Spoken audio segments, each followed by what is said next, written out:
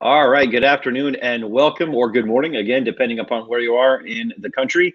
But welcome to, I believe this is probably going to be one of our final PCA lives before the trade show actually begins. Those of us are going to be who are working on it are heading out here just a few days to go and start all the preparations for the trade show. I still can't believe it's here. I've made this joke probably too many times over the past few weeks, but I feel like I'm in that Monty Python scene where the guards are sitting at the castle and the guy is charging from like a really long ways away for like 6 frames, and then all of a sudden he's on top of him. That's the trade show for me. So anyway, very much looking forward to it. I can't wait to finally be in Vegas. I can't wait to finally be there and see everybody. And today we have our special guest, and if you haven't read who it is, but I'm at least going to give you a little bit of a preview by the cigar that I pulled out of my humidor today. We've got Michael Herklots and Brendon Scott joining Aaron and myself here from the PCA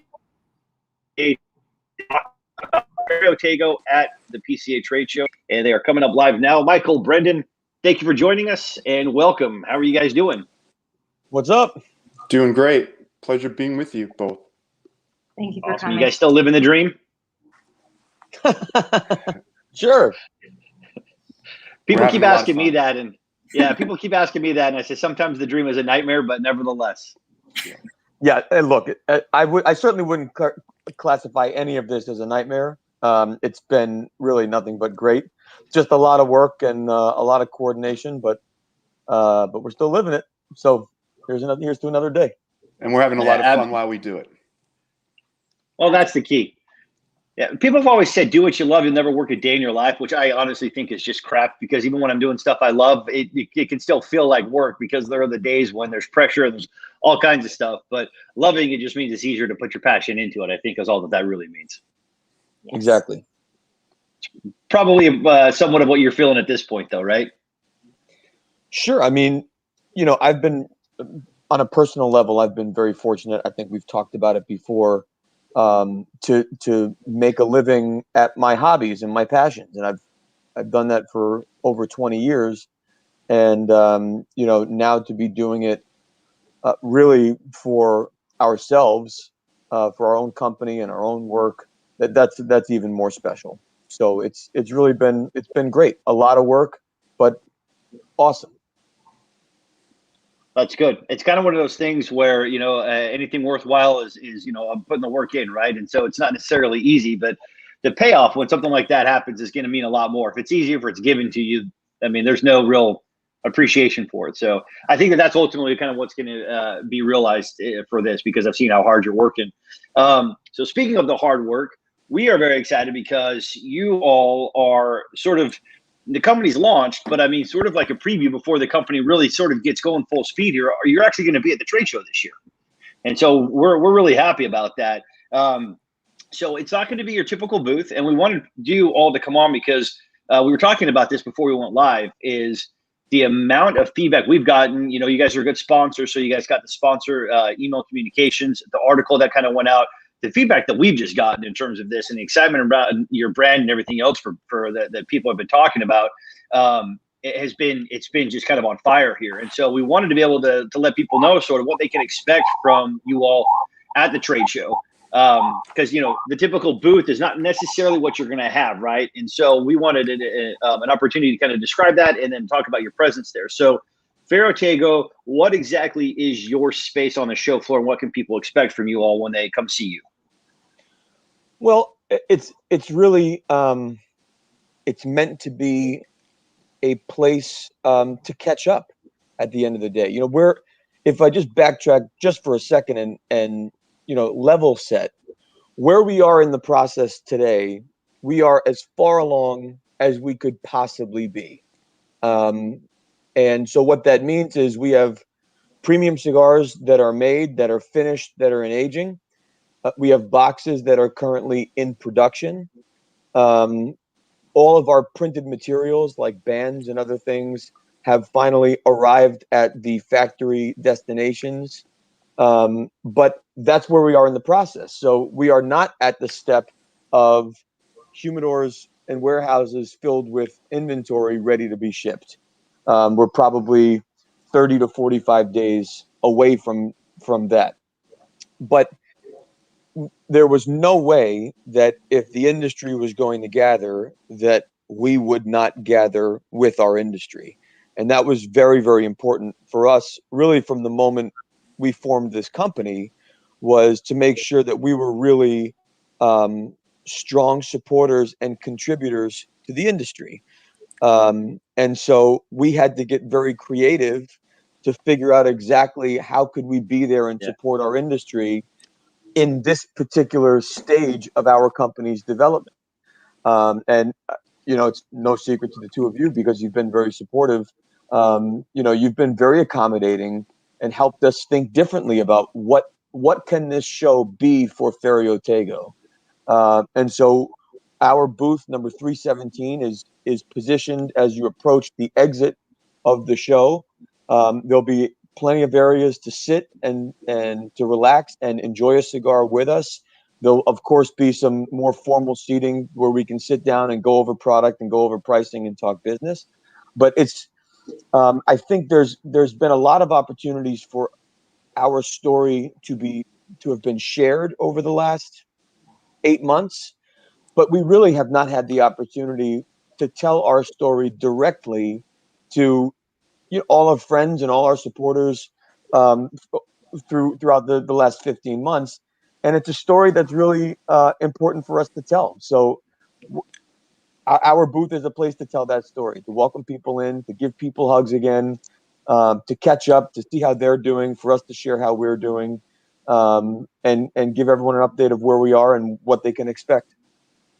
It's perfect. So like you said, you're right there near the exit, and kind of what we're here at is, again, reminder for everybody that's watching this: we can smoke unabated on the show floor. However, the second you walk through the doors to go out into the hallway there, or the conference main area, and into the Venetian, no smoking, severe penalties. So one of the things that we wanted to do is provide people, like, if you're on your way out, but you have, a cigar that you want to finish, sit down, relax, talk with Michael, talk with Brendon, finish your cigar, for 15, 20 minutes or so.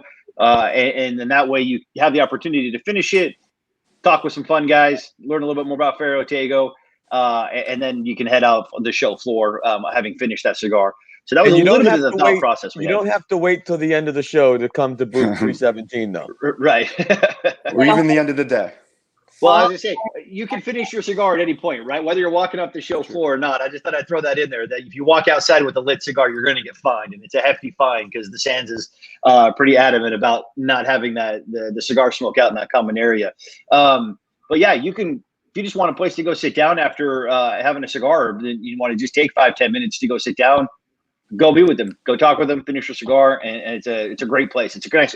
It's an open space with good, comfortable seating, and so that's kind of what the thought process was there. So when you talked about the aspect of production, it's kind of a question I think that a lot of people have asked about various companies at this point. So if I heard you correctly, you say you're probably, from maybe now in the trade show, about 45, 60 days out from being able to ship product into stores. Is that correct, or did I hear that incorrectly? It depends on the product itself. So where we stand, cigars are made and in aging.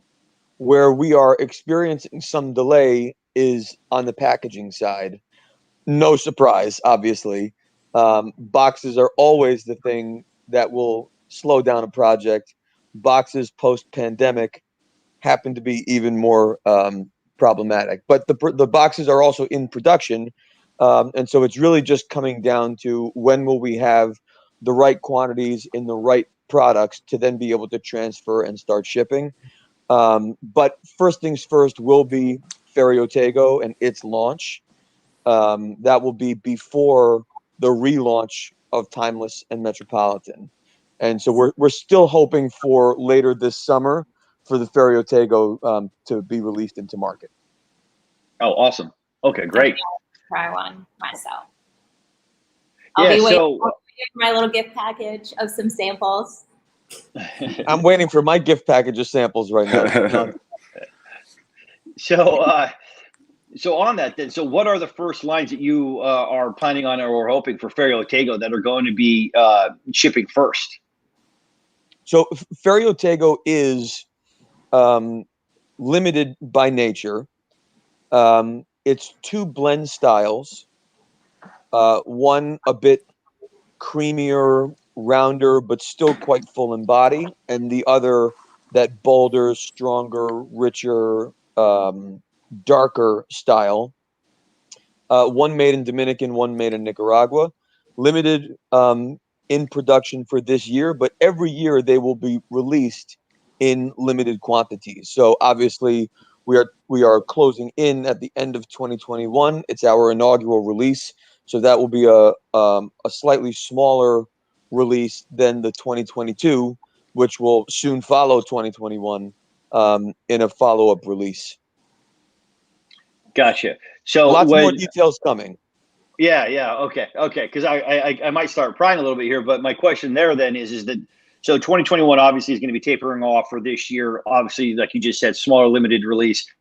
2022 production are there going to be sort of several points of production in 2022 where it's like, Q1 to 2's got to release, Q3 to Q4's got to release? Is it kind of the rolling production then?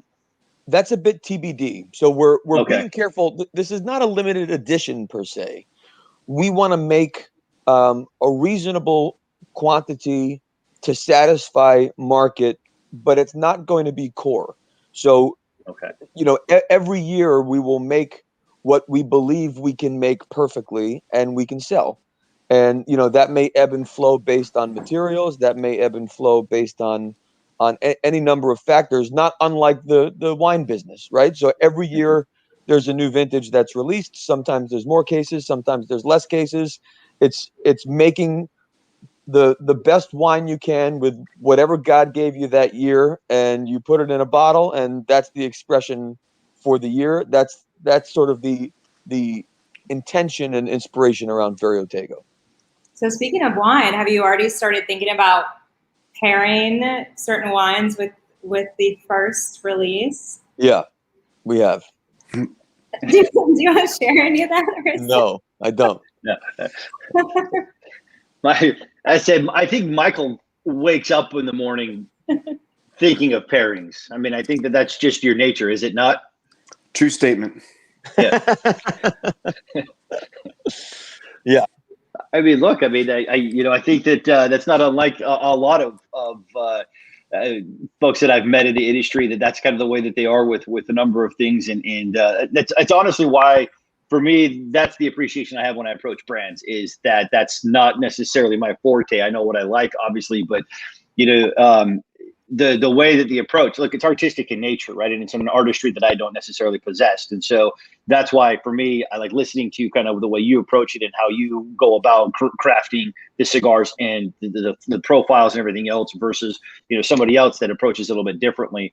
And I have to imagine that a lot of cigar smokers are the same way, and why they approach the different brands the way that they approach them. So I think with any hobby, the deeper you go, whether you're doing it professionally or even just as an enthusiast, the deeper you go, the more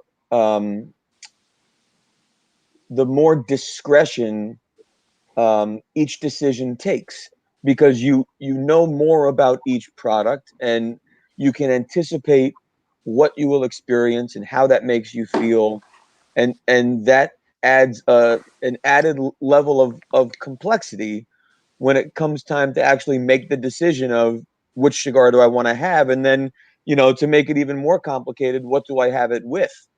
And those are nice problems to have. But I think lots of us do that with our hobby. In fact, I was talking to a buddy of mine that's a really big beer guy, and he's not a cigar guy, and he said, I don't understand how you go this deep on cigars. And I said, bro, look in your beer fridge right now.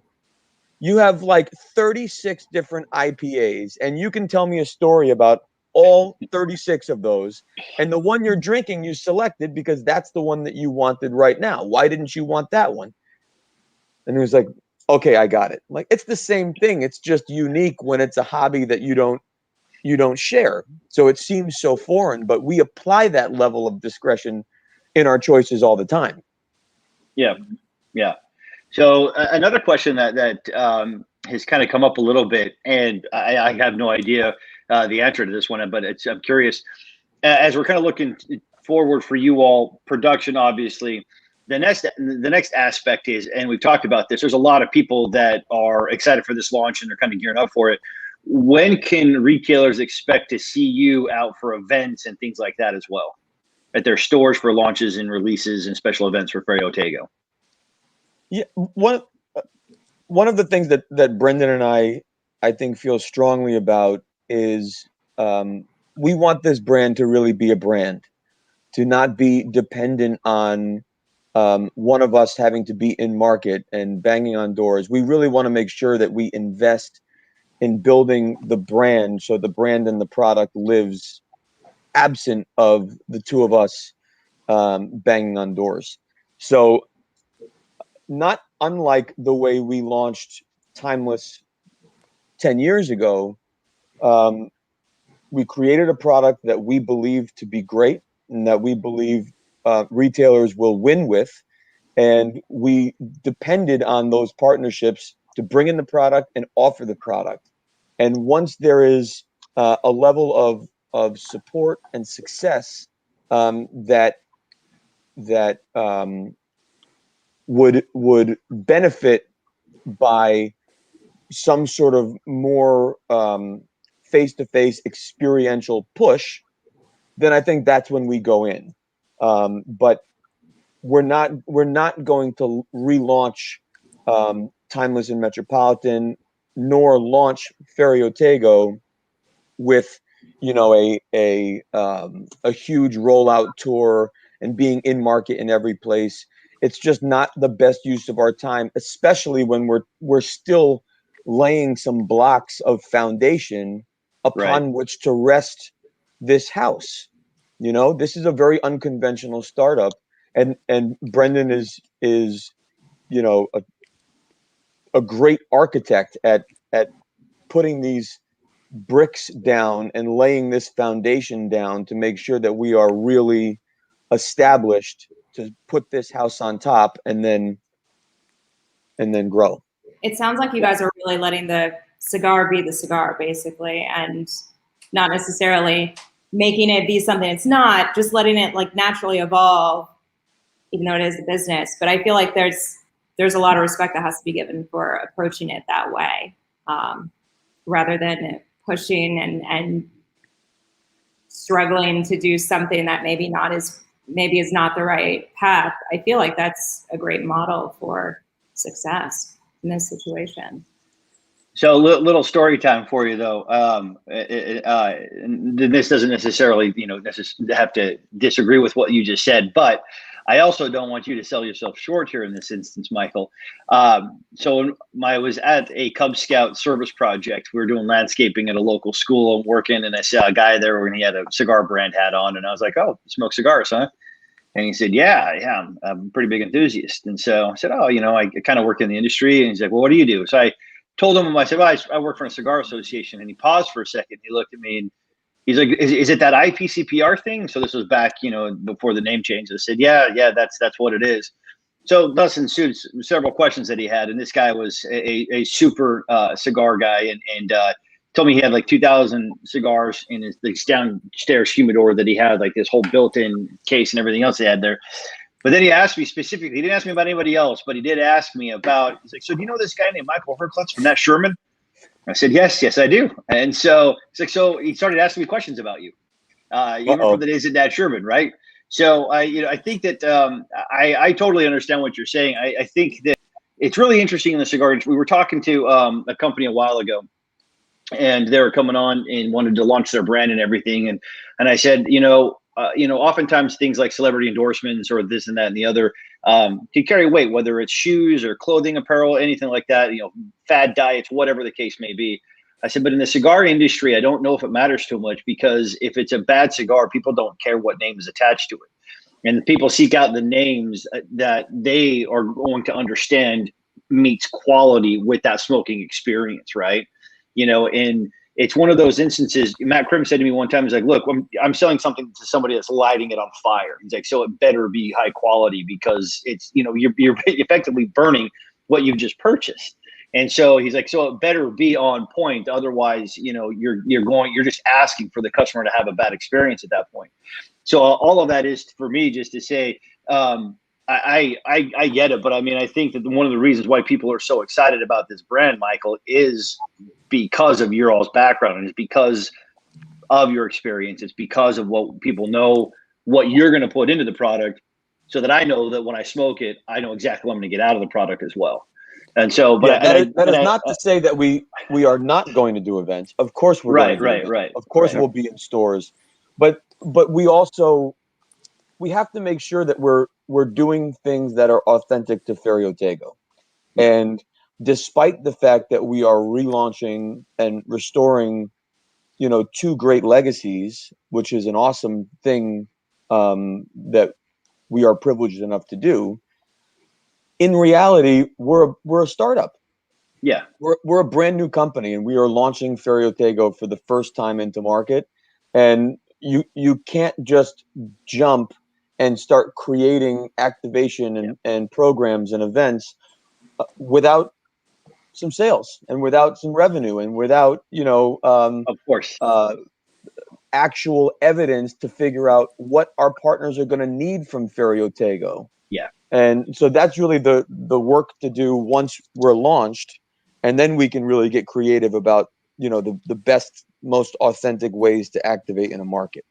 Yeah, I think that was probably where Brendon? the question really derives from, is just for the mere fact that you are. This is a startup. You are, you're, even though you're relaunching some products that people know, this is a startup. And so that was kind of where that question was really coming from, is that you guys still have a ton of work ahead of you that's going to occupy that time. And so, but I know at the same time, there's a lot of retailers that would love to be able to have you in their store when this is going on. So that was really kind of where that question was coming from. But yeah, sorry, go ahead, Brendon. Scott, we had a similar experience. Michael and I were just on the road the last 3 days. Monday, we got home last night, and we had a very similar experience to what you explained. We were out Monday night, great cigar bar, Central Cigars in St. Petersburg, Florida, and Michael got a lot of attention there, and we were with our partners at Davidoff and having a lot of fun. And definitely, Michael's definitely the rock star. So we were all kind of laughing about that. Or is it a jazz star, Michael? Don't you prefer jazz drums? Listen, compared to the things most people call me, I'll take either one of those. Interesting. I won't go there. I was going to say, Brendon, do you have a specific nickname for him then? Just Herklots. Just Herklots. It's funny that we were talking, I think we've had several conversations. Ironically, there are a lot of people in the industry who have these musical backgrounds. And I think I even suggested we should get everyone up on stage and just start doing, bring your instruments and have a little band. So I'm going to an industry jam session, I think, would shock a lot of people with the amount of talent in our industry. Yeah. Although Michael has a nickname for me, and it started back in that Sherman about, 8 years ago, 9 years ago. B Money. He's B Money. Brendon, the CFO. That's B Money. That is B Money. That's I think I appropriate. came up with that, right? Didn't I come with that? No, I don't know, but it's stuck. Yeah. Oh, you're going to give Ike credit for that one? Ike or Mike? It was one. I can't remember if it was me or Ike, but either way, it has lasted ever since. That has survived. And if a lot of people start calling you that, you'll know why. Money. I'm never going to be able to eat the Mike and Ike candy now without thinking about you and Ike. Please, we didn't live that down for years. Yeah. Well, Jessica made a comment here, and I think just going back to that, the great distribution partner, she said that should definitely help, and that they love their rep there. So I think that that's absolutely going to be helpful there as far as that's concerned. Just being respectful of everybody's time. I know it's a crazy busy time here. Any just sort of last comments that you want to make about Ferio Tego trade show? Obviously, we want people to come and see you, find out what's going on, talk to you guys again about your release, about your products, and again, what I keep underscoring for all of this is what I've heard for so many years now. I won't say so many years; it feels like a lot longer. From retailers, is how important establishing relationships for any retailer out there, I think that you would be nuts if you weren't going to come in and talk to Ferio Tego and establish a relationship with them right now, knowing Michael and Brendon's backgrounds, the success they've had in the industry, and the excitement around this brand. I would, me personally, if I were a retailer, I'd be there on day one, trying to figure out how I'm going to work with you guys as your company gets up and going. So, Michael, Brendon, any last words before we let you guys get back to your day? The one thing I would like to add, Scott, is that, one of your first questions was, what we were hoping to accomplish at the show. One of the things we're really looking forward to is just seeing everybody, with the trade show getting canceled last year. It's been, 2 years since we've seen a lot of people. So, one of the things we can't wait for is just, for hugs and catching up and seeing everybody, without mask and enjoying a cigar. So that's what we're really looking forward to. Awesome. Yeah, I would add that since we announced the overall spirit of enthusiasm and support for us has really been quite overwhelming, and that's from manufacturing partners and printing partners like Cigar Rings, and I mean everybody has gone out of their way to help. Davidoff now with this new plan of distribution, and so we've made a tremendous amount of progress in arguably a pretty short amount of time. But at the end of the day, I would also just continue to beg for that same enthusiasm, but also a bit of patience and understanding that we are as far along as we can possibly be. We continue to work as hard as we can every single day, but we are not going to rush for 30 days sooner or 40 days sooner. In the grand scheme of things, that could prove to be a fatal error.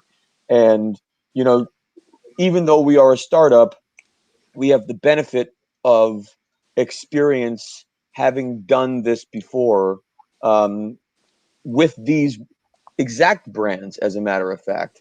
And so there is a lot that we've learned over the last 10 years as we built and preserved both Timeless and Metropolitan. But now relaunching Ferio Tego is really an opportunity to very thoughtfully and very methodically do this the right way, and in a way that is uniquely authentic to Ferio Tego as the new sort of stewards for these brands, and obviously the namesake of our flagship. But I can't overstate our gratitude for all of the support. It's just been so incredible, and I can't wait to see people in person and enjoy a cigar, and have a hug and a drink and tell stories and catch up. It's gonna be different, but the fact is the world is different. Yeah. I have absolutely no hopes to return to 2019. That sounds like a terrible idea, because we all know after 2019 comes 2020, and I have absolutely no thought of going backwards. I have every intention of moving forwards and doing that together as an industry, and there is no better place to do that than at this year's show. Yeah, really well said. I will say, same thing I said to kind of John Huber when we were talking about the fact of, I think I probably bought the last few Carems that were maybe available. I said, it's got to be a good feeling, though, that people are almost angry because they want your product so bad. And so I would take that as the highest form of compliment that you could possibly have, that people are wanting your product so bad that they're even, maybe even pushing you to get a little bit earlier. So the last thing I did want to say, though, is Michael has graciously accepted to be the moderator for our first education session. That is 1 week from tomorrow, folks. It is the retail education panel. So as Michael just in his little summation there talked about looking forward, we've got a good mix of retailers, large and small, in various locations around the country that face different challenges through COVID. We're going to talk about basically what the experience was through COVID, but how that experience might prepare us for looking forward, what some of the trends we're looking at right now, and how do we take these lessons and look forward into for retailers to expand business, make it more successful, capitalize on the interest in the industry right now and on the products. So good panel, and we're going to have live Q&A going on throughout the session with Michael and with the retailers as well. So I hope to see everybody there. Smoking's allowed there. We've got a couple of great sponsors for that session as well, who will be giving out their cigars at this session for you to enjoy during it. So that is Friday, starting at 1 p.m. Las Vegas time. So I hope everybody is there. Michael, Brendon, again, it's so great to see you guys. Thank you so much for the sponsorship from Ferio Tego and the support. And I cannot wait to see you guys there and, get wine recommendations from Michael. Thanks, Scott. And financial advice from B Money. That's right. We look forward to seeing you guys next week. It's gonna be a Thank great you very time. much. Thanks, everybody. Hope Okay. everyone has a Take great care. week, and we'll see you all next week in Las Bye, Vegas. Take care. Take care.